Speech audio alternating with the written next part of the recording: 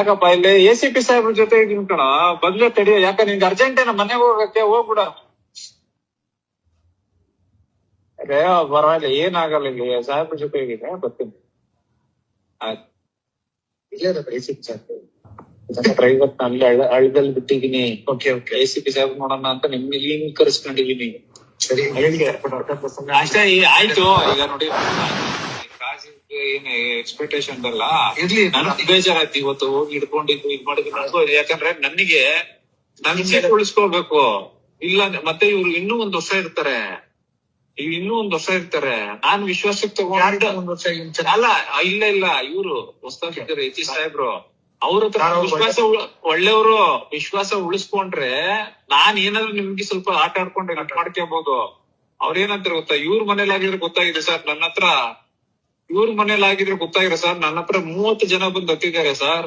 ಬೇರೆ ಇನ್ಸ್ಪೆಕ್ಟರ್ ಲೆಕ್ಕಾಚಾರನೇ ಬೇರೆ ಆಗೋದು. ನನ್ನ ಹತ್ರ ಮಾಡಕ್ ಹೋಗಲ್ಲ. ಅರ್ಥ ಆಯ್ತಾ? ಬೇರೆ ಇನ್ಸ್ಪೆಕ್ಟರ್ ಆಗಿದ್ರೆ ಬೇರೆ ಲೆಕ್ಕಾಚಾರದಲ್ಲೇ ಮಾಡೋರು ಅವ್ರು.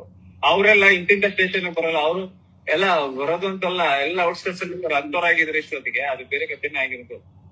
ಸೂರಜ್ ಅವ್ರದ್ದು ಸೋಮವಾರ ಏನ್ ಮಾಡ್ಕೋಬೇಕ್ರೆ ಹೇಳ್ಬಿಟ್ಟು ಹೋಗಿ. ಆಯ್ತು. ಕಾಲಕ್ಕೆ ಈಗೇನು ಈಗ ಒಂದಾಯ್ತು. 4 26